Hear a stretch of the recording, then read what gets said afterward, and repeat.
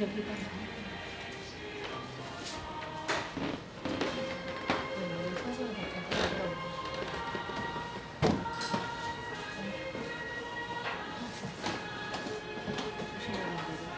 이 카메라가 내리가 위로 올려. 안 올라가는 한칸 올려. 됐다.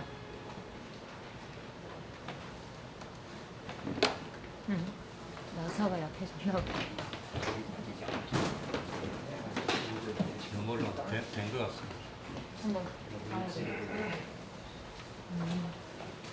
예배 시간이 됐습니다.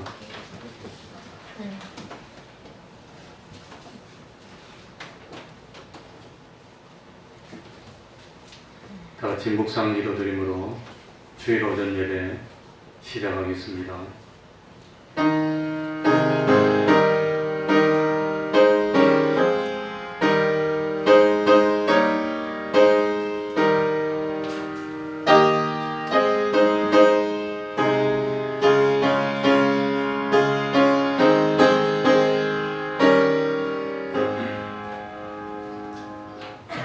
하나님 아버지, 여러 가지로 힘들고 어려운 일이 많은 가운데서도 변함없이 사랑하여 주시고 오늘도 하나님 앞으로 불러주셔서 예배드릴 수 있는 은혜 베풀어 주시고 성수주일 할 수 있도록 은혜 베풀어 주셨으니 진실로 감사드리고 또한 감사드립니다. 주님 앞에 가서는 그날까지 예배드리는 이 기쁨을 누릴 수 있는 저희들이 되게 해주시고 세상이 어떻게 변한다 할지라도 끝까지 믿음을 지켜나갈 수 있는 저희들이 될 수 있도록 하여 주시옵소서. 하나님 아버지, 항상 하나님 모시고 어디서 무엇을 하더라도 먼저 하나님을 생각할 수 있는 그 믿음 허락하여 주옵소서. 믿음이 아니면 하나님을 기쁘시게 할 수 없고 하나님을 기쁘시게 해야 하나님으로부터 오는 모든 좋은 은혜와 복을 받아 누리게 되고 구원을 이루어 나가야 될 줄 압니다. 하나님 아버지, 덧없는 세상이고 보이는 것은 잠깐이라였습니다. 이 보이는 것을 잘 활용하고 이용하여서 보이지 않는 영원한 것을 마련하는 구원의 비밀을 깨닫도록 하여 주시고 참 이 말세지 말에 날씨도 이상해지고 있습니다. 참 몰랐던 이 각종 전염병들이 돌고 있습니다. 하나님 아버지, 이길 수 있는 믿음 허락하여 주시고 참 어쨌든지 이 코로나를 잘 극복하게 하여 주셔서 참 예배드리는데 방해받지 않는 저희들을 될 수 있도록 하여 주옵소서. 여러 사람 앞에서 주님을 시인하면 우리 주님도 하나님과 천사들 앞에서 우리를 시인한다 하였습니다. 자랑스러운 마음으로 떳떳한 마음으로 참 하나님을 믿고 섬길 수 있는 저희들이 되게 하여 주옵소서. 주님의 이름으로 모인 곳곳마다 하나님의 은총이 함께하여 주시기를 바라며 예수님 이름으로 기도하옵나이다. 아멘. 자리에서 일어나셔서 찬송가 14장입니다. 찬송가 14장입니다.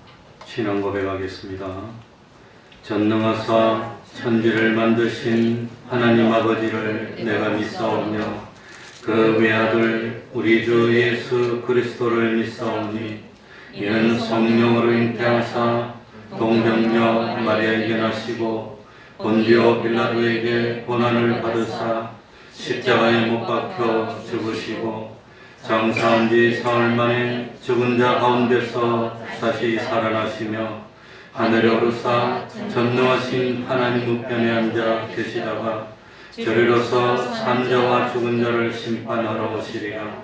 성령을 믿사오며 거룩한 공예와 성도가 서로 교통하는 것과 죄를 사하여 주시는 것과 몸이 다시 사는 것과 영원히 사는 것을 믿사옵나이다. 아멘. 자리에 앉으셔서 찬송가 163장입니다.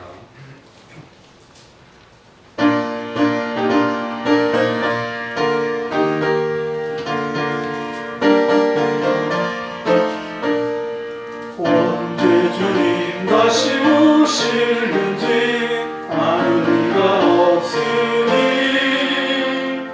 등갈피고 너는 깨어있어 주를 반겨 맞아라. 주 안에서 눈이 몸과 마음이 깨끗하게 되어서 주 예수님 다시 오실 때에 모두 기쁨으로 맞아라. 주 오늘에 다시 오신다면 부끄러움은 없을까. 잘하였다 주님 칭찬하며 우리 받아주실까.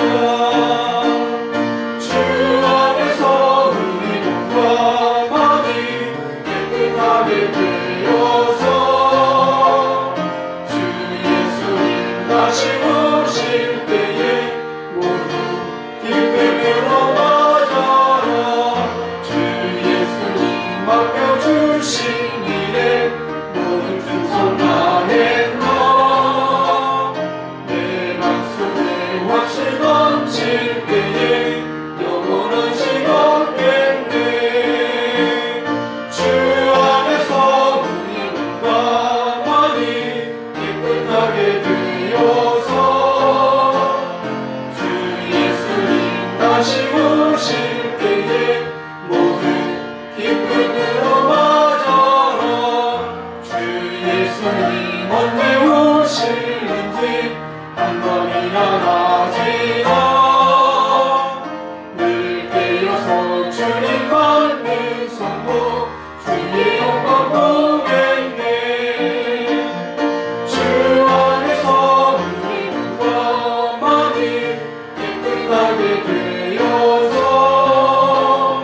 주 예수님 다시 오실 때에 모두 기쁨으로 맞아라.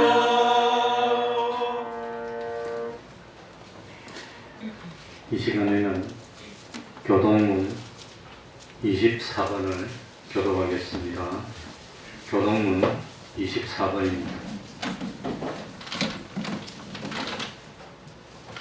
교동문 24번입니다.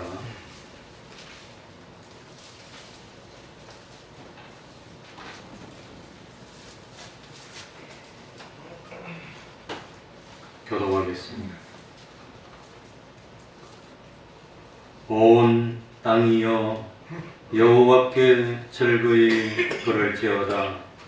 기쁨으로 여호와를 섬기며 노래하면서 그 앞에 나아갈지어다. 여호와가 우리 하나님이신 줄 너희는 알지어다. 그는 우리를 지으신 자시요 우리는 그의 것이니 그의 백성이요 그에게 계시는 나니로다.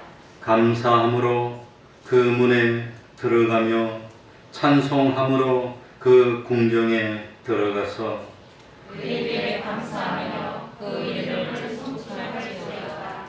여호와는 선하시니 그 인자심이 영원하고 그 성실하심이 대대에 미치리로다. 아멘. 이제 주영강 선날에 찬양이 있겠습니다.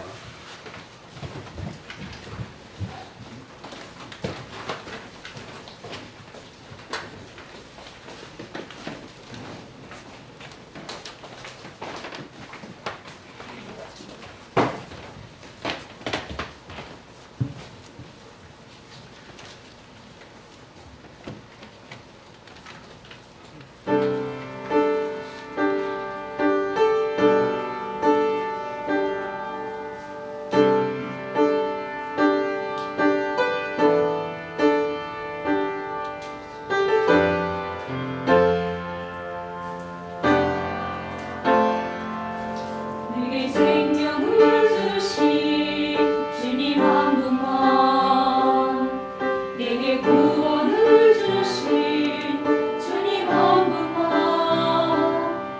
내게 하늘을 약속하신 주님을 사랑합니다. 내게 생명을 주신 주님 한 분만, 내게 구원을 주신 주님 한 분만, 내게 하늘을 약속하신 주님을 사랑합니다.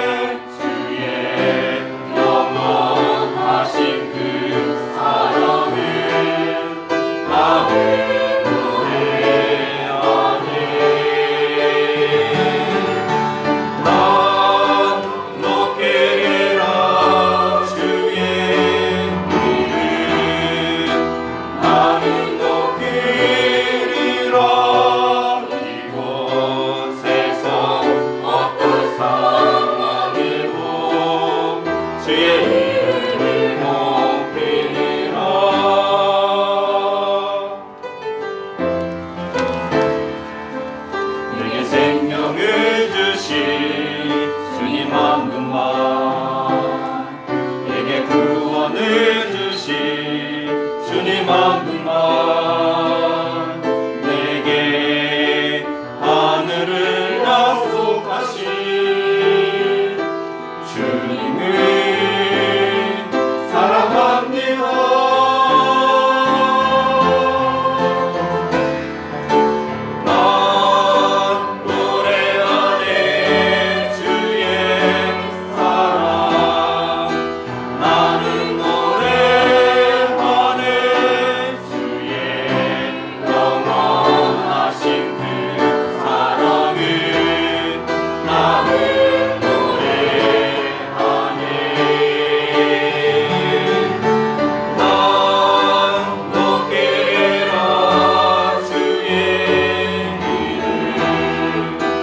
나는 높이리라.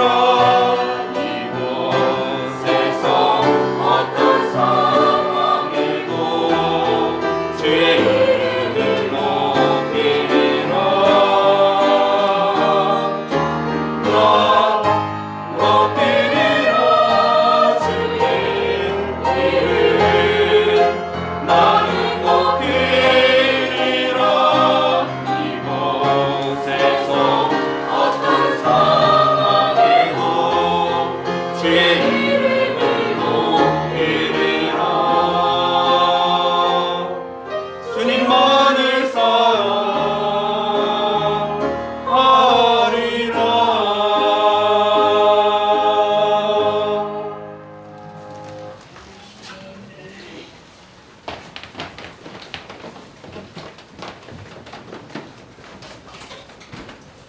이 시간에는 최종관 집사님 예배를 위해서 기도해 주시겠습니다.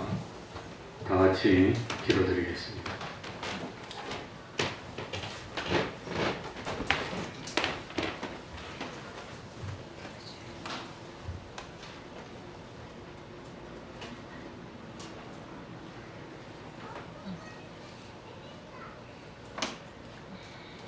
우리의 소망이 되시고 빛이 되신 하나님 아버지, 지난 한 주간 우리들을 지켜주시고 귀한 주일을 맞아 여러 가지 혼란한 가운데 건강한 모습으로 이렇게 예배의 자리에 나오게 하시니 감사를 드립니다. 이렇게 예배를 드릴 수 있는 것만으로도 감사함을 깨닫고 예배 드리는 것을 가장 귀하게 여기고 감사하게 여기며 예배에 참석하지 못한 성도들과 이 예배를 방해하는 모든 문제들을 주님께서 해결하여 주시고 회복시켜 주시옵소서. 이 시간 세상에 살면서 여러 가지 죄악을 행했던 악한 생각과 언행들을 주님 앞에 내려놓습니다. 성령의 불로 모두 태워주시고 참된 그리스도인의 모습으로 주님께 예배드릴 수 있게 하여 주시옵소서.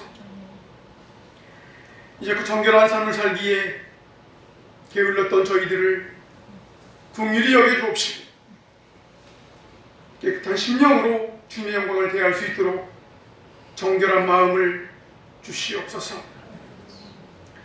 사랑과 은혜가 충만하신 하나님 아버지, 주께서 세우신 이 교회 위에 주의 은혜를 부어주시어서 우리 교회가 평안하여서 더욱 든든히 서가게 하시고 주를 경외함과 성령의 위로로 그 수가 더 많아지는 역사가 이루어지게 하옵소서.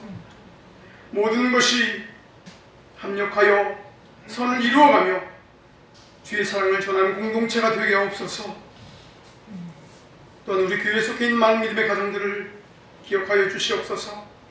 우리 가정들이 주님의 응답과 확신 가운데 살아가길 원합니다. 더욱더 주의 거룩하심을 닮아가는 복된 삶을 살게 하여 주옵시고 구원받지 못한 가족이 있는 가정 위에 모든 가족이 주를 섬길 수 있는 복된 은혜를 부어 주옵소서. 우리들의 삶이 항상 경건의 연습을 통하여 예수님을 닮아가는 자 되게 하시고 온전한 예배자로 세움받게 하옵소서. 주의 거룩함으로 날마다 우리를 덧입혀 주옵시고 주로 말미암아 매일매일을 살아가게 하옵소서. 저마다의 소망을 가지고 열심으로 공부하고 일하고 있는 우리 자녀들을 위해 기도드립니다. 먼저 우리의 신앙생활이 우리 자녀들에게 모범이 되게 하시고 자신의 힘만으로 해답을 찾기보다 먼저 주님께 소망의 기도를 드리게 하시며 주님을 중심에 두어 교회를 떠나지 않게 붙잡아 주시옵소서. 회복시켜 주시옵소서. 하나님 나라의 확장과 우리 교회의 발전을 이루며 이 사회에 모범이 되어 하나님의 공의를 이루는 합당한 일꾼으로 키워 주시옵소서. 우리 가운데 육신이 연약하여 건강치 못한 자가 있습니까? 죽은 자를 살리시고 병든 자를 고쳐주신 주님께서 치료하여 주시옵소서. 주님께서 안수하시고 위로하시고 눈동자와 같이 지켜주시고 보호하여 주시어서 육신의 고통이 떠나가게 하시고 치유의 역사가 일어나게 하옵소서. 건강을 회복하여 더욱더 하나님의 일에 충성할 수 있는 선한 청지기로 세워주시옵소서. 하나님 아버지, 코로나 팬데믹으로 인해 여전히 어려움을 겪고 있습니다.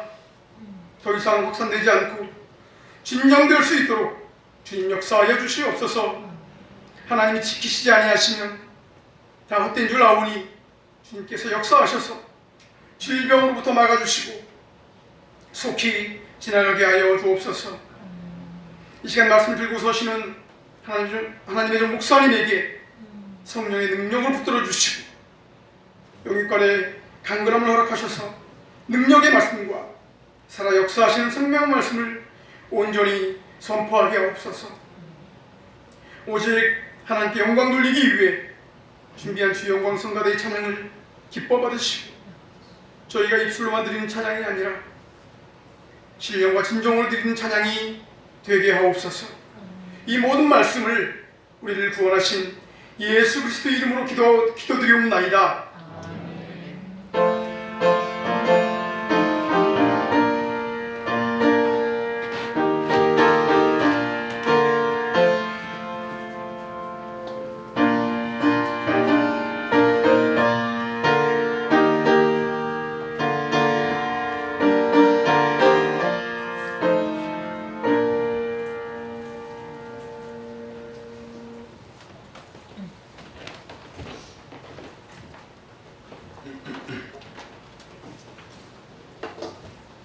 하나님의 말씀 마가복음 4장 35절입니다.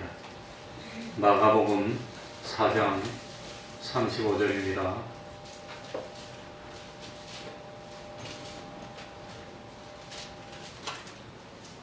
제가 읽겠습니다. 마가복음 4장 35절입니다.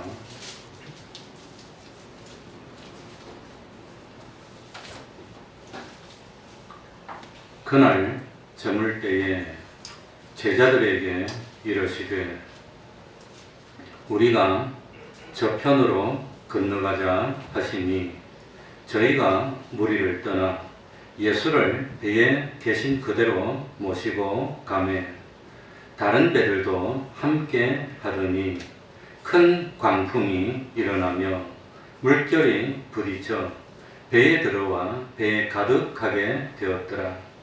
예수께서는 고물에서 베개를 베시고 주무시더니 제자들이 깨우며 가로되 선생님이여 우리의 죽게 된 것을 돌아보지 아니하시나이까 하니 예수께서 깨어 바람을 꾸짖으시며 바다들어 이르시되 잠잠하라 고요하라 하시니 바람이 그치고 아주 잔잔하여 지더라.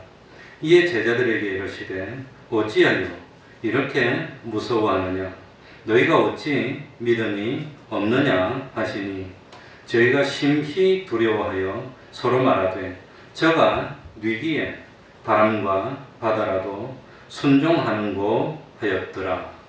아멘.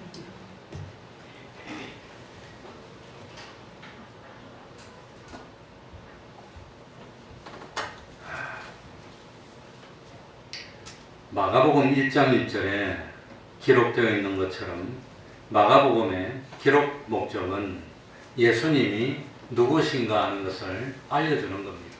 그래서 예수님을 믿는 믿음이 생기고 구원을 얻도록 하는 것이 목적입니다. 예수님이 누구시죠? 예수님은 하나님의 아들이시며 우리의 구세주이신 그리스도이심, 그걸 믿어야 됩니다. 그걸 믿으면 구원을 얻는 겁니다. 믿습니까? 네. 한마디로 예수님은 하나님이십니다. 오늘 본문은 예수님이 하나님이시라는 사실을 우리에게 다시 한번 가르쳐 줍니다. 오늘 본문 41절을 보면 예수님의 제자들이 심히 두려워하는 장면이 나옵니다. 이 예수님의 제자들이 두려워한 것은 풍랑에 대한 두려움이 아니었습니다. 죽음에 대한 두려움도 아니었습니다. 무엇에 대한 두려움이 있죠? 예수님에 대한 두려움이었습니다. 예수님이 포악하고 예수님이 사람들을 무섭게 해서 생긴 두려움이 아닙니다. 예수님은 제자들과 함께 배를 타고 갈릴리 바다를 건너가다가 광풍이 일어났습니다. 물결이 높아졌습니다. 배가 가라앉을 지경이 됐을 때, 그럴 때 바람을 꾸짖으시고 바다를 명해서 잔잔하게 만들었고 제자들은 죽음에서 구출해 줬습니다. 이제 바다가 잔잔해졌고 바다도 잔잔해졌고 제자들은 죽음의 공포에서 벗어났는데, 그런데도 새로운 두려움이 생겼습니다. 이 제자들은 원래는 바다를 두려워했고 풍랑을 두려워했고 죽음을 두려워했는데, 이제는 예수님이 행하시는 능력을 보고 누구를 두려워하게 됐지요? 누구를? 예수님을 두려워하게 됐습니다. 예수님이 제자들을 해롭게 하는 것이 아니었습니다. 예수님이 제자들에게 공포감을 심어준 것이 아니었습니다. 예수님이 제자들을 겁박하고 위협한 것이 아니었습니다. 예수님은 제자들에게 사랑을 베풀어 줍니다. 제자들이 죽어간다고 살려달라고 도움을 청했을 때 살려줬습니다. 그런데도 제자들은 예수님에 대한 두려움이 생겨서 그냥 두려워했습니까? 심히 두려워했다고 그랬습니까? 심히 예수님에 대한 이런 두려움을 가져본 적이 있습니까? 정말로 예수님에 대한 두려움을 가져본 적이 있으면 그 사람 확실하게 믿는 사람입니다. 그 예수님에 대한 두려움을 세 글자로 뭐라 그러지요? 경외의 심이라 합니다. 그걸 우리 기독교 용어로 세상 사람들은 두렵다 그러는데 경외의 심이라고 그럽니다. 그 경외의 심이 있는 사람은 진실로 예수님을 믿는 사람입니다.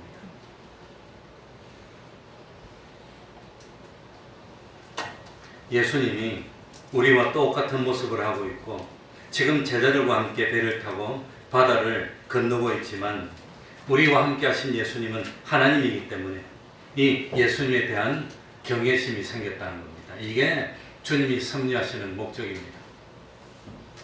그래, 저는 바닷가에 살아서 그 풍랑의 그 위력을 몸소 체험을 많이 해본 사람입니다. 바다에 빠져서 죽을 뻔한 경험이 몇 번이나 있는 사람입니다. 그 바람이 불고 파도가 치면 자그마한 배들은 바람이 밀려서 이게 소용이 없습니다. 그런 바다에서 참 죽을 뻔한 경험을 몇 번이나 했는데 저도 실제로. 그런데 참 예수님이 뉘시기에 바람과 바다도 순종하는 거라고 제자들이 심각하게 생각하게 됐고 두려움을 가졌다고 하는 겁니다. 예수님이 누구시죠? 예수님은 하나님이시며 우리들의 누구시죠? 구세주이십니다. 이걸 믿으면 예수를 믿는 겁니다. 예수님은 하나님이시고 예수님은 참 바다도 바람도 창조하신 분이십니다. 그러니까 바다도 바람도 예수님에게 순종할 수밖에 없었던 겁니다. 모든 만물이 예수님으로 말미암아 지은 바 됐습니다. 지은 것이 하나라도 예수님이 없이는 된 것이 없습니다. 제자들은 이러한 사실을 체험적으로 느꼈고 예수님에 대한 경외심이 생겼다고 하는 겁니다. 그래서 다시 말씀드리지만 바로 이 예수님께 대한 두려움, 예수님께 대한 경외심이 있다면 그게 믿음의 시발입니다. 정말 주님이 두려워서 식은땀을 흘리고 주님이 두려워서 꼼짝을 못하고 그 주님을 발견하고 난 뒤에 저도 한때는 참 창창했던 젊은이입니다. 축자사자 공부했고 참 사실 내가 LG에 들어가서 무역 업무를 하고 이 LG에 여의도에 있는 본사에서 근무를 했는데 내가 LG에 들어가서 면접할 때 양복도 안 입고 면접했던 사람, 넥타이도 안 메고 그 86년도 그 당시에 넥타이도 안 메고 샤스바람으로서 면접하고도 합격했던 사람입니다. 그렇게 축자사자 공부를 했는데 왜 사표를 내고 목회를 나왔을까? 하나님이 누구냐? 예수님이 누구냐? 그걸 심각하게 생각하는 겁니다. 그리고 두려움을 가지게 되고 정말 예수님이 계시다면 인생을 하나님께 맡기는 게 그게 올바른 일이다. 그래서 참 사표를 내고 목회를 왔는데 그날 제자들이 주님께 대해서 심각하게 주님이 뉘기에 하는 생각을 하게 됐는데 그런 생각을 오늘 우리들도 하게 된다면 저는 오늘 성공한 것이고 오늘 설교를 통해서 주님이 뉘기에 주님이 누구십니까? 하는 걸 심각하게 생각하게 된다면 하나님이 은혜 베풀어 준 겁니다. 우리 35절부터 한번 읽어봅시다. 35절입니다. 그날 저물 때에 시작. 그날 저물 때에 제자들에게 이르시되 우리가 저편으로 건너가자 하시니 1절을 보면 그날은 어떤 날입니까? 예수님이 바닷가에서 무리들을 가르친 날입니다. 예수님은 큰 무리가 모여서 에워싸 미는 것을 피해서 바다에 떠 있는 아마 배에 올라가서 앉으셔서 가르치기 시작했습니다.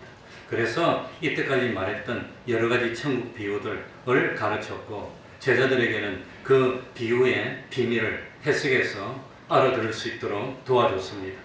이런 가운데 어느덧 하루가 다 지나게 됐습니다. 날이 저물었습니다.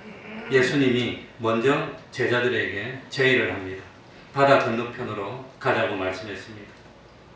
지금 예수님이 계신 곳이 어디냐? 예수님의 본 동네인 가버나움 바닷가입니다. 가버나움은 이 갈릴리 바다의 북서쪽입니다. 그런데 참 이 마가복음 5장 1절을 보면은 예수님이 이 가버나움 앞바다에서 건너간 것이 그라사인의 동네로 가셨습니다. 그라사인의 동네는 갈릴리 북동편에 있습니다. 그러니까 예수님은 가버나움 앞바다를 떠나서 그라사인 앞바다 동네로 가신 것입니다. 그 왜 갔느냐? 36절에 그 이유가 나옵니다. 우리 36절 다 같이 저희가 다 같이 읽습니다. 시작. 저희가 무리를 떠나 예수를 배에 계신 그대로 모시고 가며 다른 배들도 함께 하더니, 무리를 떠나 예수님이 기적을 베풀고 하니까 사람들이 몰려오고 그 자꾸 기적만 보려고 그러고, 그러니까 다른 데서도 복음을 전해야 되니까 무리를 떠나려고 그라사인의 지방으로 가셨습니다. 또 숨은 뜻도 있습니다. 예수님이 제자들에게 여러 가지 기적을 보이기도 하고 또 많은 가르침을 베풀었습니다. 이제 제자들이 정말 예수님을 믿는 믿음이 생겼을까? 예수님의 제자들이 믿음이 있나? 제자들이 스스로도 내가 믿음이 없는지 있는지를 깨달아야 되고 그 깨달음을 주기 위해서 그리고 예수님을 진실로 하나님의 아들로 믿는 믿음이 생기도록 역사하기 위해서 또 다른 사랑을 베푸시고 기적을 베풀기 위해서 갈릴리 바다를 건너가자, 그렇게 말씀하신 겁니다. 예수를 배에 계신 그대로 모시고 가며, 예수를 배에 계신 그대로 모시고 가며, 그러니까 이 예수님이 바닷가에서 배에 올라타 앉으신 후에 배에서 내리지 않고 배에 모신 그대로 어떻게 했단 말입니까? 예수님이 배에 있는 채로 하루 종일 가르치고 내리지 않고 그대로 타고 갔다고 하는 겁니다. 그러니까 그날 하루는 정말로 힘든 날이었고 쉴 시간도 없는 날이었고 밥은 어떻게 먹었는지도 모르겠습니다. 배에 그 자그마한 배에 하루 종일 있었으니까. 그리고 배 탄 채로 건너가자 그러니까 제자들 중에 12명의 제자들 중에 적어도 몇 명이 어부 출신임을 우리들이 알 수 있지요. 7명이. 요한복음 21장 읽어보면 베드로하고 같이 그 밤새도록 고기를 잡았던 사람이 7명입니다. 그러니까 참 제자들이 아마 자신만만했을 겁니다. 아마도 이 성경을 잘 읽어보면 예수님이 타고 있던 배에는 12제자 외에도 다른 사람들도 몇 명 있었고 36절 끝에 보면 다른 배도 함께 했다 그러니까 아마 배가 몇 대가 함께 이렇게 동행하면서 예수님이 가니까 그냥 따라서 저기 갔던 겁니다. 같은 내용을 담고 있는 누가복음 8장 23절에 보면 행선하여 그렇게 나옵니다.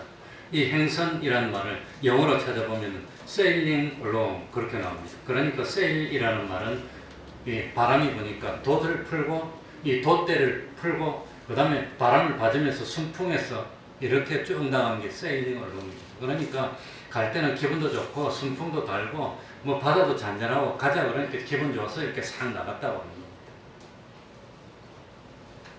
드디어 문제가 생기기 시작합니다. 37절입니다. 우리 같이 읽겠습니다. 큰 강풍이 37절 읽을 때 같이 읽으셔야지 같이 은혜의 세계로 들어가는 겁니다. 큰 강풍이 시작. 큰 강풍이 일어나며 물개에 부딪혀 배에 들어와 배에 가득하게 되었더라. 순풍에 돛을 가고 달고 쭉쭉 가다가 풍랑이 일어났습니다. 예? 그래 이 갈릴리 바다는 호수입니다. 호수인데 호수가 폭이 한 10몇 킬로 되고 길이 한 수십 킬로 되니까 가면 바다처럼 느껴지니까 바다 그러는데 사실은 호수입니다. 이 호수 그리고 갈릴리 바다 북쪽에는 헤르몬산이니 레바논산이니 2,000m 되는 3,000m 되는 엄청난 산이 있습니다. 그 산 위에는 만년설이 있습니다. 그러니까 산 위에 찬 공기가 샥 불어서 바다를 확 내리닿는 겁니다. 그러면 이 호수에 있던 따뜻한 공기하고 산꼭대기의 찬 공기하고 만나면 휘말려서 비도 만들어지고 돌풍이 불고 이러는 겁니다. 그래서 참 이 갈릴리 바다는 바다보다도 200m 낮다고 합니다. 그러니까 그 낮은 곳에 그 갈릴리가 호수가 바다가 있으니까 위에서 그냥 그래서 이 뭡니까 누가복음 8장에도 보면 광풍이 호수로 내리쳐 이리 나옵니다. 그러니까 확 내리치는데 따뜻한 바람하고 섞이니까 돌풍이 되고 이 풍랑이 일어나고 파도가 치니까 작은 배들이 그냥 얼마나 출렁거리겠습니까? 저도 이 참 목포 앞바다에서 제주도 가는 배를 타고 제주도를 가본 적이 있는데 그게 80년도인가 81년도인가 기억이 잘 안 납니다. 그러니까 한 40년 전인데 그 당시에 그 뭐 참 한 많은 작은 배는 5,000원 주면 목포에서 제주도에 배를 타고 가는데 저녁에 출발하면 새벽에 아침에 닿는 거예요. 그런데 한 번은 배를 타고 가는데 풍랑이 와가지고 배가 뭐 이러니까 뭐 그냥 옛날 배는 지금처럼 의자고 뭐 시설이 좋지 않고 마룻바닥입니다. 마룻바닥입니다. 그러니까 마룻바닥이 이래 있는데 그냥 큰 마룻바닥이 있는데 배가 이러면 두루룩 그러니까 배가 가다가 다시 빠꾸에 왔어요. 겁이 나가지고 큰 배도 그런데 예수님 당시에 뭐 작은 배들이 풍랑이 얼마나 흔들리겠습니까? 뭐 겪어보지 않으면 뭐 저는 뭐 바닷가에 살아서 작은 배 타고 나갔다가 바람이 불어서 이 꼼짝도 못하고 그냥 뭐 중기상이하다가 구살생으로 들어오고 몇 번 해봤기 때문에 잘합니다. 그 작은 배에 이 뭡니까 광풍이 풀어져서 파도가 오고 출렁출렁하고 그 다음에 요즘 배들은 배 타면 전부 다 갑판으로 다 덮고 나서 파도가 들어와도 신경 안 쓰고 쭈르륵 저절로 다 빠집니다. 옛날에는 갑판이 없고 푹 파여서 파도가 들어오면 그대로 쌓입니다. 그래서 지금도 보면 저 동남아 배들은 물 들어오면 뭐 하지요? 퍼내면서 갑니다. 그런데 물이 많이 들어오면 퍼내지 못하고 점점 들어오면 가라앉아 버립니다. 그러니까 참 어쨌든지 이거 참 배에 물이 들어와가지고 조금 들어오면 파내고 조그만 구멍으로 들어오면 막고 그냥 옷 같은 걸로 막고 퍼내고 하면 되는데 몽창 들어오면 퍼낼 수가 없습니다. 그래 지금도 배들은 펌프가 다 있습니다. 물이 들어오면 물 퍼내는 펌프가 배들마다 다 있습니다. 그거 없는 데가 없습니다. 그런데 지금은 배 위에 다 갑판으로 있어 탁 타면 배 위에 하고 밑에 보면 1층, 2층으로 돼서 선실도 있고 기관실도 있고 뭐 다 있는데 옛날에 배가 그런 게 어디 있습니까? 그냥 몽짱이고 돛 있고 그냥 그러니까 물 들어오면 그냥 뭐 그대로 가라앉는 겁니다. 그런데 이 배가 출렁이고 물이 배 안에 들어오는데 그 상황을 이 맞이하는 사람의 태도가 달랐다고 하는 겁니다. 제자들하고 예수님하고 달랐다고 하는 겁니다. 38절에 보세요. 예수님의 태도와 제자들의 태도가 대조가 되고 있습니다. 38절입니다. 예수께서는 다 같이 읽겠습니다. 시작. 예수께서는 고물에서 베개를 대시고 주무시더니 제자들이 깨우며 가로되 선생님이여 우리의 죽게 된 것을 돌아보지 아니하시나이까 하니 제자들은 지금 난리가 났습니다. 어떻게 됐다 그랬죠? 죽게 됐다 그래요. 장난 아닙니다. 죽게 된 겁니다. 이 빠지면 죽는 겁니다. 파도 치는데 뭔 소용이 있습니까? 죽게 되는 거지. 그러니까 제자들은 공포에 차가지고 죽게 됐는데 예수님은 같은 배에 타고 있는데 죽게 됐다고 난립니까? 뭐하고 있습니까? 예수님은 뭐하고 있죠? 잠자고 있어요. 잠자고 있어요. 제가 가만히 생각해 보니까 똑같은 현실을 당했는데 제자들의 마음 상태는 이제 죽게 됐다는 겁니다. 난리가 났습니다.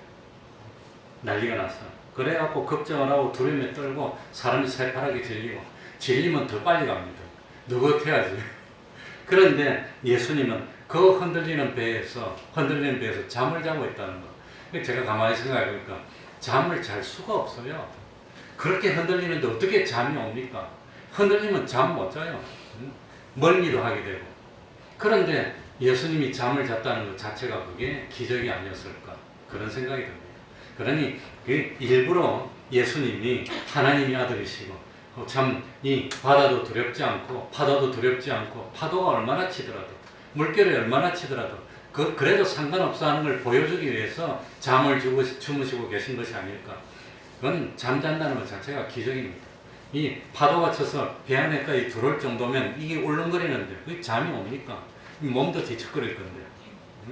그런데도 잠을 자고 계신다는 것은 주님은 파도를 초월하신 분이고 바다를 초월하신 분이고 광풍을 초월하신 분이라는 것을 가르쳐주고 있는 겁니다. 가르쳐요. 주님은 전지전능하신 분임을 나타내고 있는 기적입니다.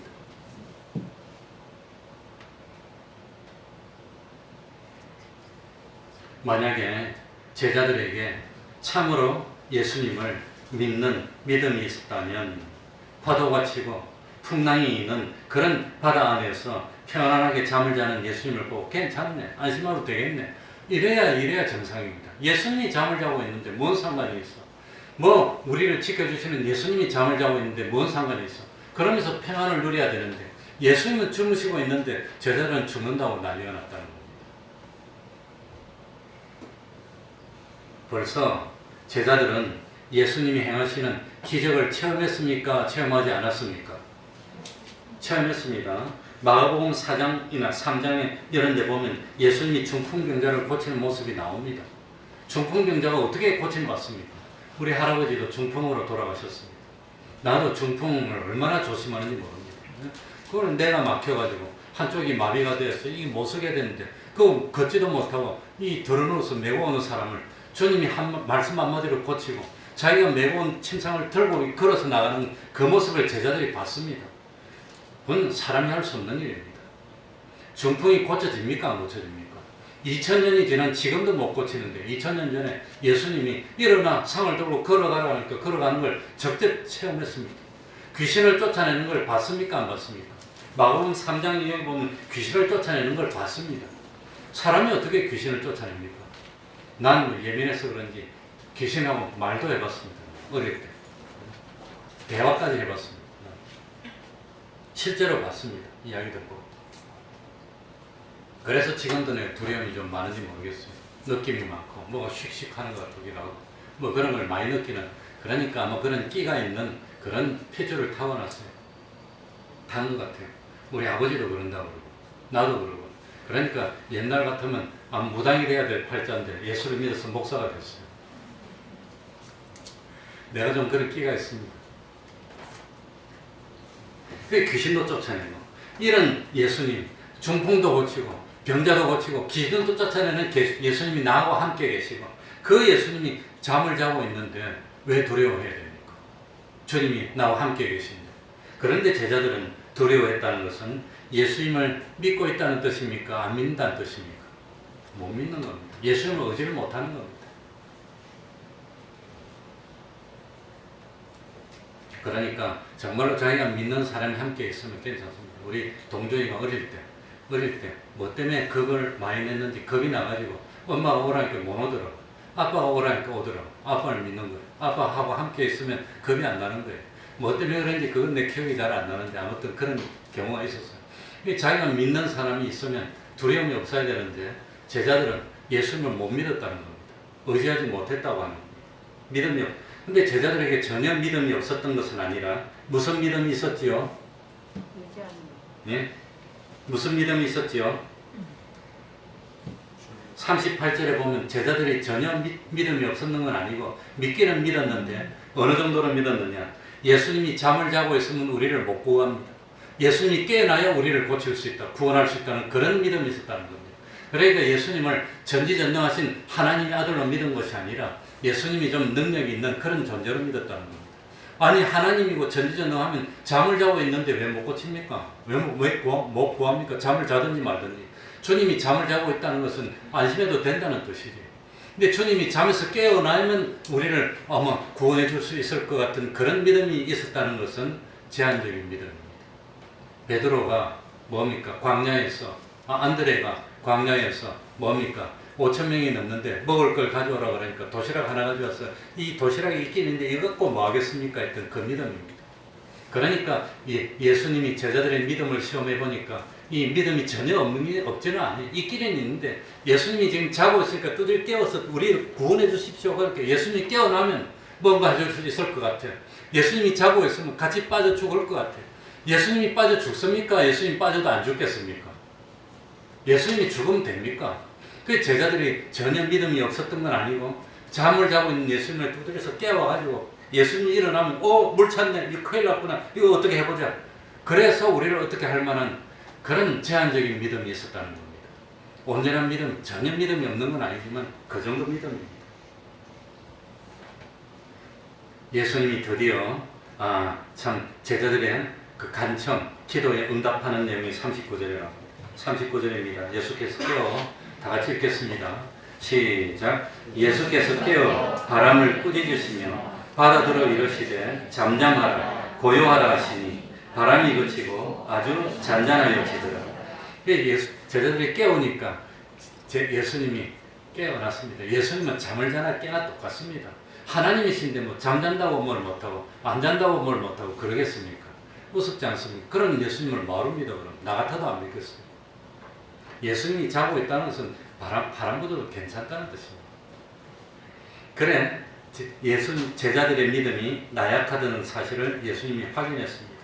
예수님은 참 제자들의 요구에 부응해서 다시 한번 예수님이 참 중풍유다도 고치고 참 병들었던 베드로의 장모도 고치고 귀신도 내쫓았고 그 다음에 파도도 잔잔하게 할 수 있고 바다도 잔잔하게 할 수 있고 바람도 그치게 할 수 있는 그런 능력이 있다는 것을 일부러 보여주기 위해서 일어나서 깨워서 바람을 꾸짖으시며 바다들어 이르되 잠잠하라 고요하라 하시니 이거 보니까 생각나는 게 없습니까?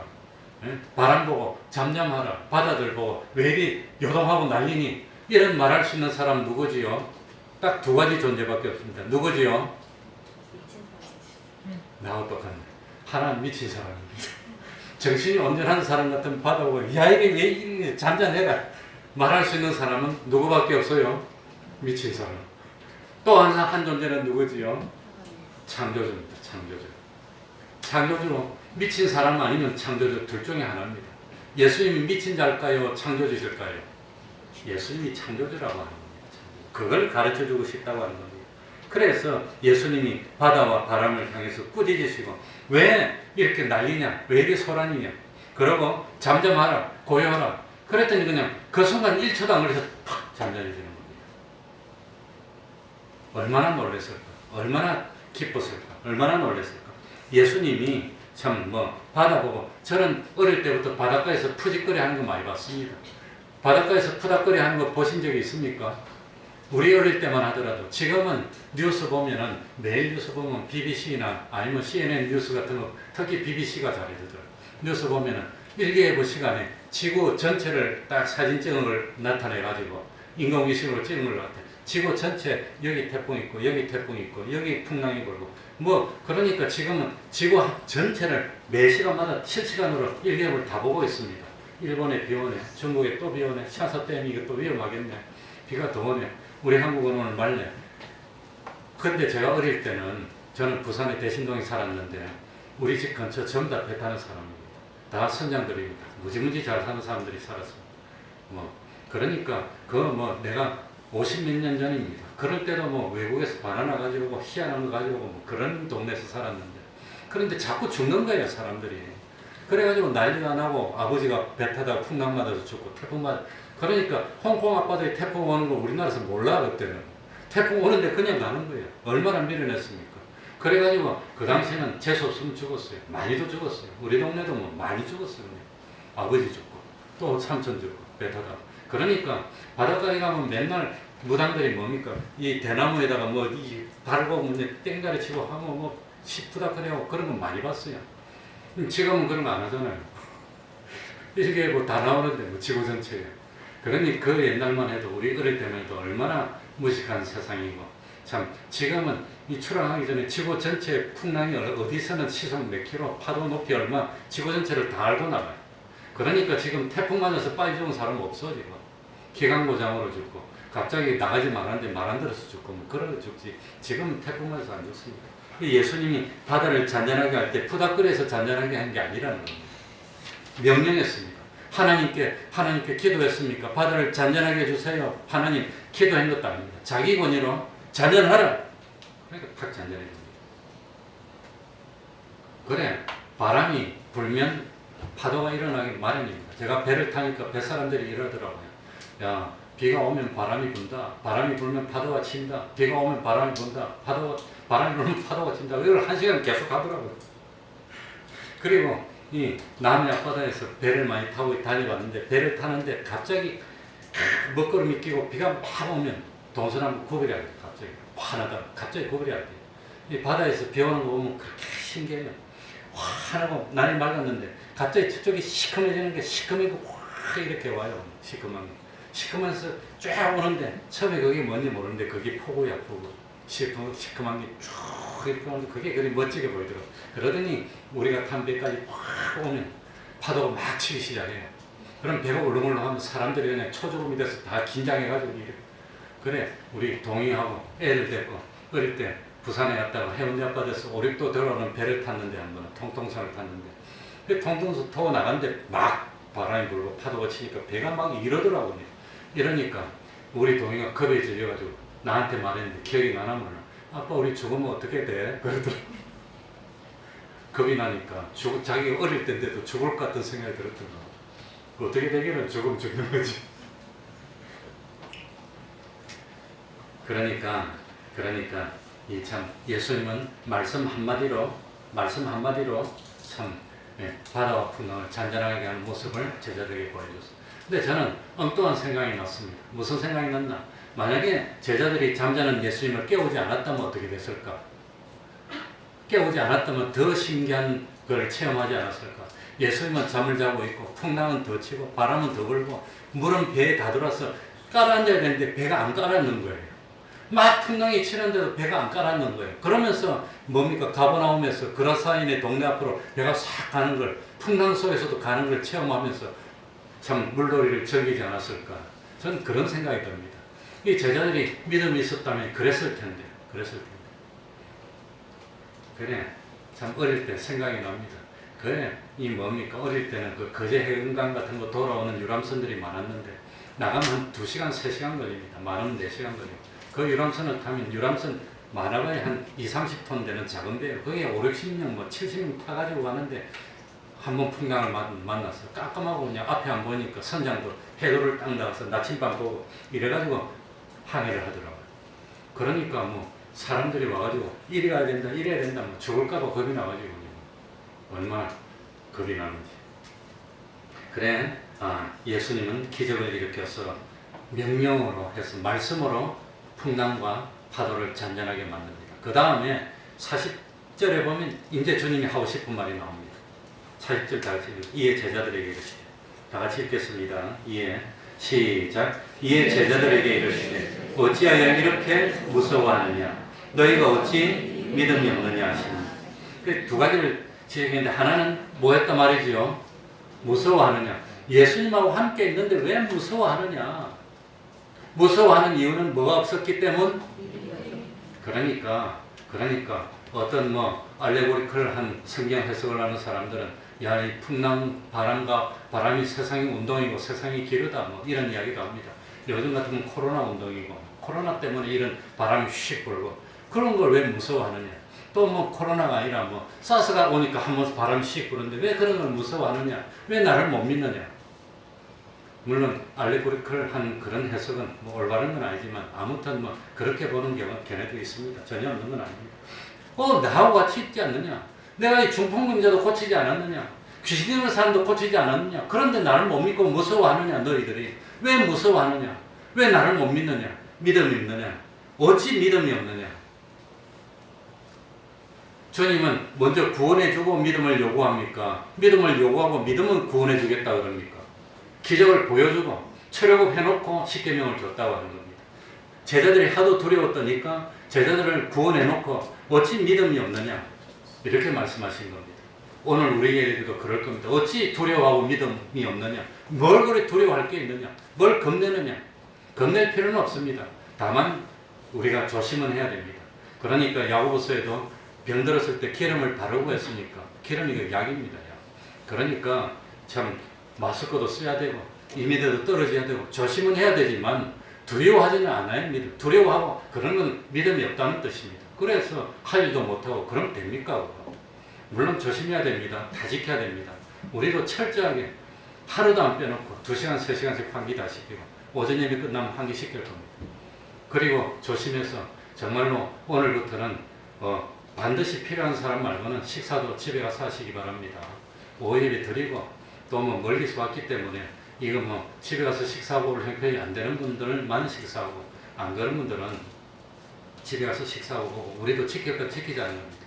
송파에서 뭐 사랑의 교회에서도 확진자가 나왔는데 뭐 밥도 제공하지 말아야 했는데 제공했다고 그러니까 그런 걸로 우리가 비난받아서는 안 된다는 겁니다. 어쨌든 그러니까 철저하게 지키고 그 대신 두려워하지 말고 할 일 다 하는 겁니다. 뭐 그러다 걸리면 그건 뭐 참 걸리는 거지. 뭐 어쩔 겁니까? 그러니 믿음이 없느냐?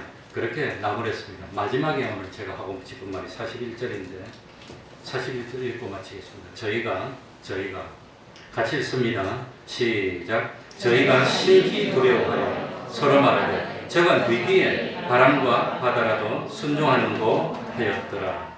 그러니까 이번에는 풍랑이 잔잔해졌습니까? 잔잔해지지 않았습니까? 잔잔했어져서 벌써 이제는 죽을 염려가 없어졌습니다. 기적이 일어났습니다. 파도도 잔잔해졌습니다. 그런데 41절에 저희가 제자들이 심히 뭐하여? 심히 두려워요. 이게 있어야 된다는 겁니다. 이 심히 두려워하여. 심히 두려워요. 지금 제자들이 41절에 두려워하고 있는 것이 뭐지요? 뭘 두려워하고 있지요? 뭘 두려워합니까? 네? 뭘 두려워하지요? 저간 위기에를 두려워하고 있어요. 저간 위기에.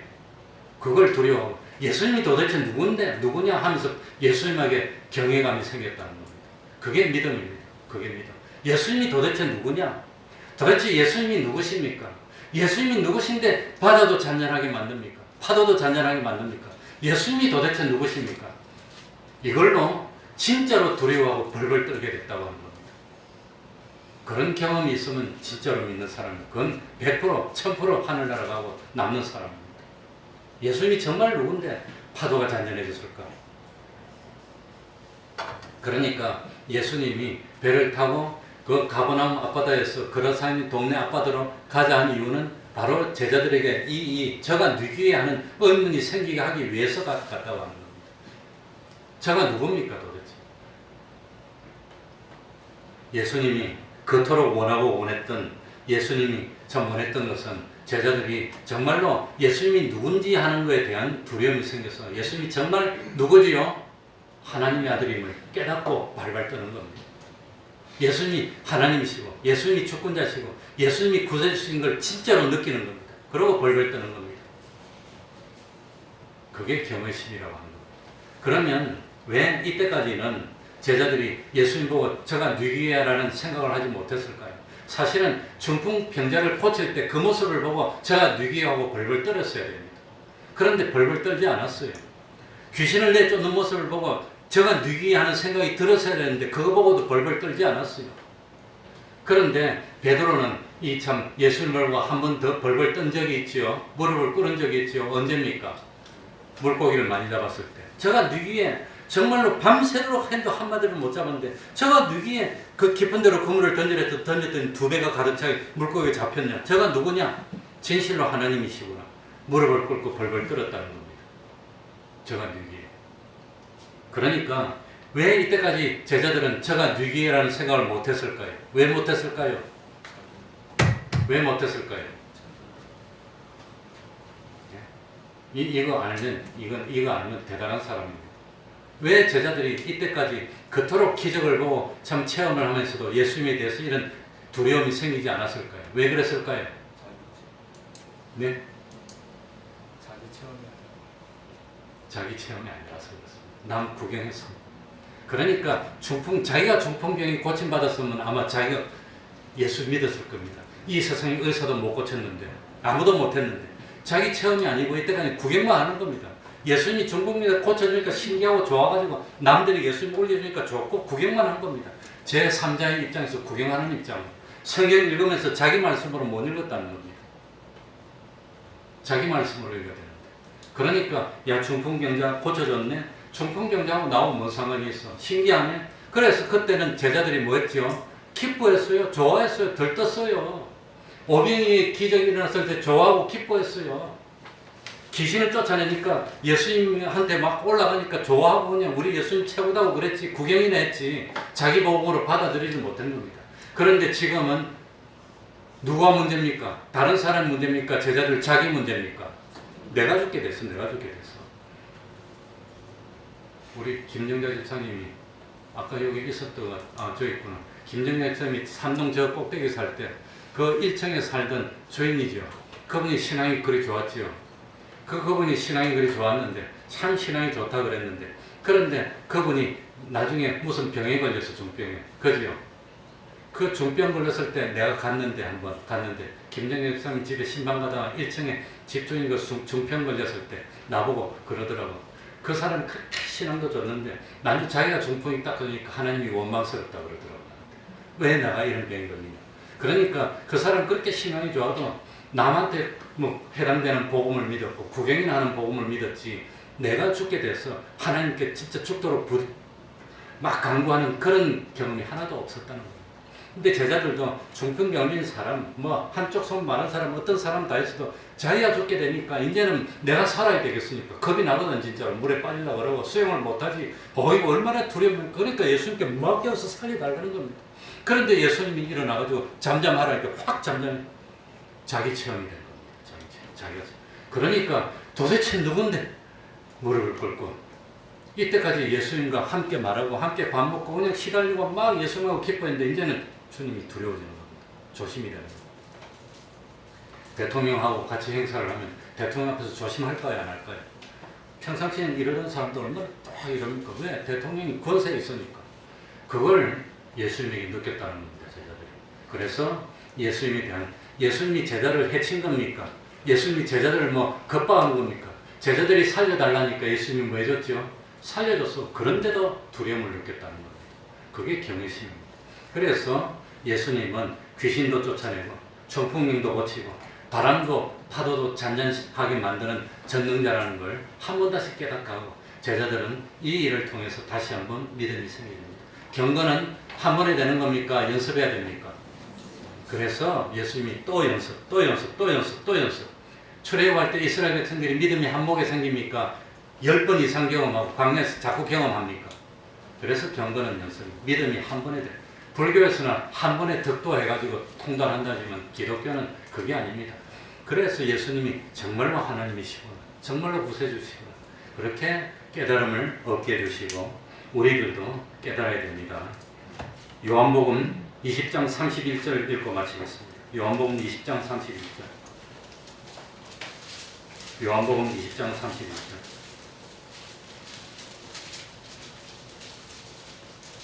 요한복음 20장 30절. 그러니까 아무리 교회 다녀도, 아무리 오랫동안 다녀도 남의 복음으로 구경이 나오고 감탄이 나오고 비평이 나는 그 믿음 가지고는 참 믿음이 안 생기는 겁니다. 자기 복음으로 믿어야 됩니다. 요한복음 20장 31절. 자, 다 같이 읽겠습니다. 오직 시작. 오직 이것을 기록하면 너희로 예수께서 하나님의 아들 그리스도이심을 믿게 하려 함이요, 또 너희로 믿고 그 이름을 힘입어 생명을 얻게 하려 하십니다. 구원을 얻게 하려 하십니다. 이게 예수님의 목적이었습니다. 말씀을 생각하면서 통성으로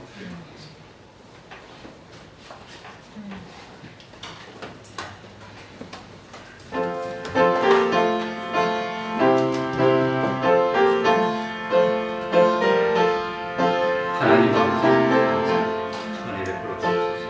진실로 하나님 믿고 우리하고 즐겨 주시도록. 주님은 그리스도시니 주님은 하나님이시니 하나님 살아계시니 하나님 앞에 물꼬를 심는 저희를 가시고, 주님만 두려워 주님만 사랑하고 주님만 의지하고 주님의 말씀에만 순종하는 저희를 가시고, 믿음이 없음을 불쌍히 여겨주옵소서. 찬송 올리겠습니다. 485장입니다.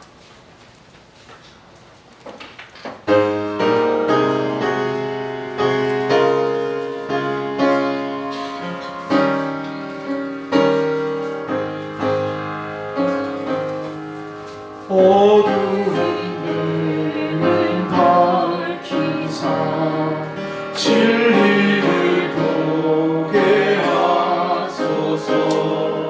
진리의 열쇠 내게 주사 참 빛을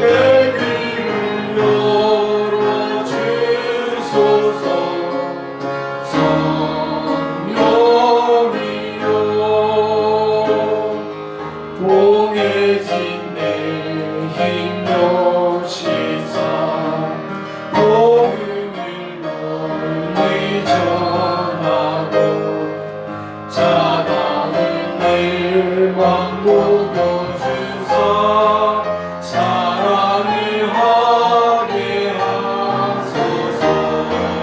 깊으신 뜻을 알고자 엎드려 기다리오니 내 입을 열어주소서. 성령이여. 71장 1절 찬송하면서 하나님께 헌금드리겠습니다.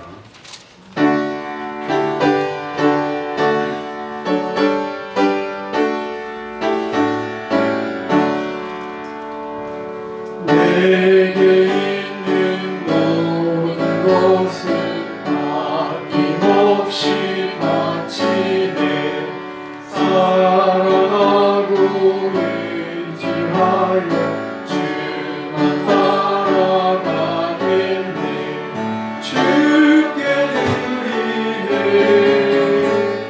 주께 드리네.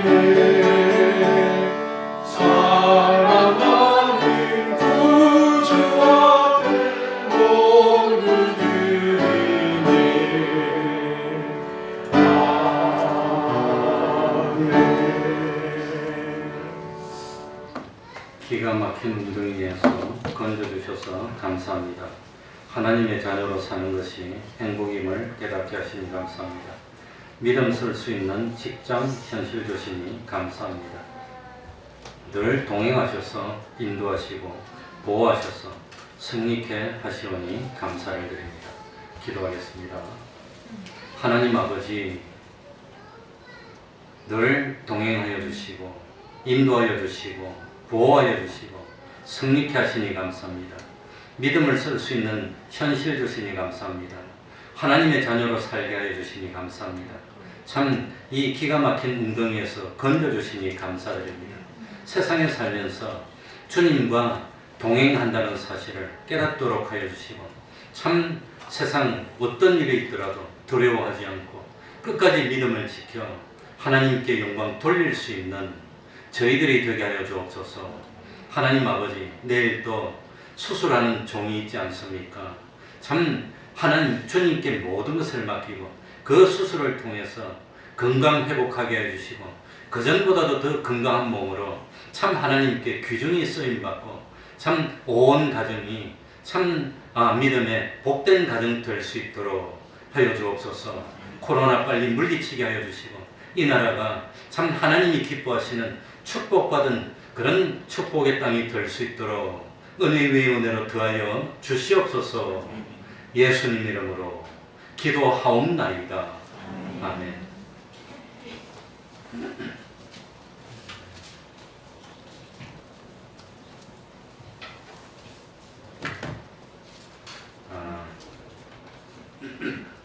코로나가 있더라도 그래도 매일 30분 기도는 해야 됩니다. 매일 그래도 성경 읽으셔야 됩니다. 그래도 또 하는 대로 위생규칙을 다 지키고 전도도 하고 또 가정예배를 생활합시다. 매주 금요일 밤 8시부터 기도가 있었고 매주 토요일 오후 4시 찬양전도가 있습니다.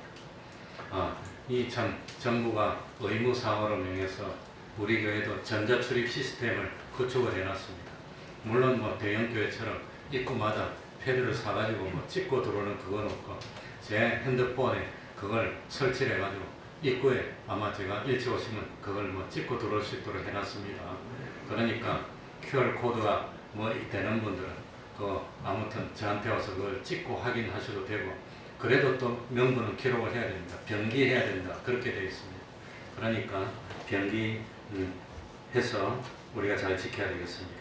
교회에서 이 참 코로나가 이 확진자가 한 명도 안 나왔으면 좋겠는데 지난주 중에 또 송파의 그 사랑교회에서 나왔는데 그런데 매스컴에서 비난하는 게 이 뭐 성가대 모임에서 아마 코로나가 확진됐다 그러는데 성가대 하면서 마스크 안 쓴 사람도 있었다 그러고 그러니까 아무튼 그래서 우리가 비난받고 하나님께 영광을 못 돌리는 그런 일 없도록 마스크를 더 철저히 쓰고 거리 두기도 하고 또 식사도 뭐 제공하지 마라 그랬는데 우리는 근데 그게 참 뭡니까?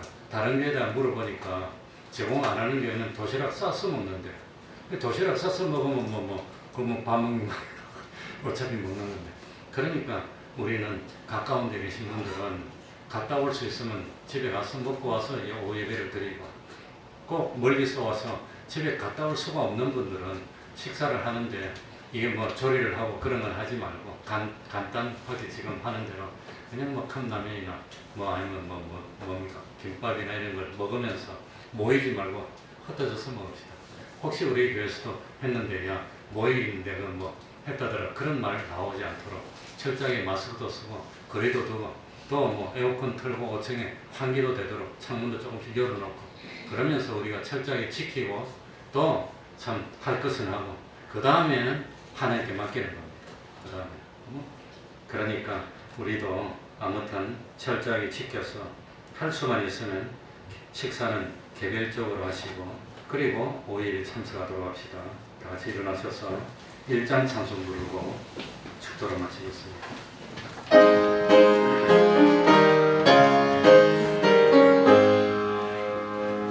만복의 근원 하나님 온 백성 찬송 드리고 저 천사여 찬송하세 찬송 성부 성자 성령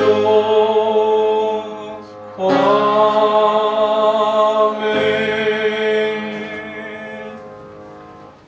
우리 주 예수 그리스도의 은혜와 하나님 아버지의 사랑하심과 성령님의 교통하심이 항상 함께하기를 축원하옵나이다. 아멘.